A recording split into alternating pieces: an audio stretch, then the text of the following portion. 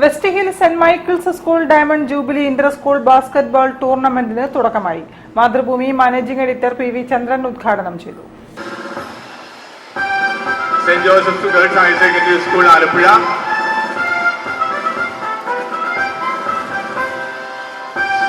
Secret heart higher secondary school Thevara, government vocational higher secondary school Nadakkavu,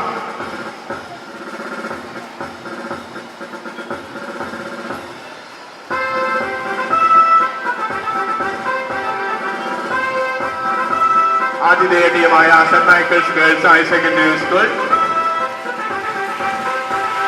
west hill saint Michael's girls higher secondary school diamond jubilee memorial 36ാമത് inter school basketball ടൂർണമെന്റും 6ാമത് നവതി memorial ടൂർണമെന്റും school അങ്കണത്തിൽ നടന്നു. Mathrubhumi chairman P V ചന്ദ്രൻ tournament ഉദ്ഘാടനം ചെയ്തു.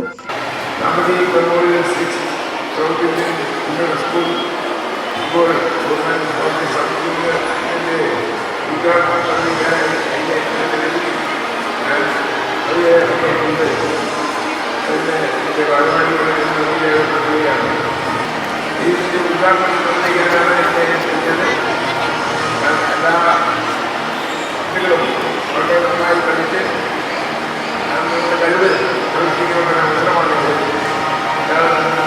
എല്ലാവരെയും ഞാൻ ഈ അവസരത്തിൽ അഭിനന്ദിക്കുന്നു.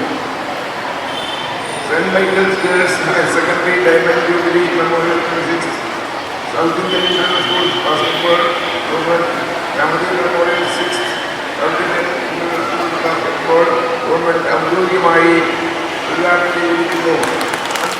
പ്രിൻസിപ്പൽ കെ മേഴ്സി സ്വാഗതം പറഞ്ഞ പരിപാടിയിൽ organising committee chairman advocate M Rajan അധ്യക്ഷത വഹിച്ചു. Saint Michael's team captain K Sneha സത്യപ്രതിജ്ഞ ചൊല്ലി. Father Ouseppachan Sherka, PTA president Pramod Movanari, local manager Lillies Kattakkayam, head mistress Sini M Kurian തുടങ്ങിയവർ പങ്കെടുത്തു. കോഴിക്കോട് നാടകപ്രവർത്തകർക്കിടയിലുണ്ടാകുന്ന കുറ്റാന്വേഷണ കഥയാണ് ആട്ടം സിനിമയുടെ പ്രമേയമെന്ന് അണിയറ പ്രവർത്തകർ.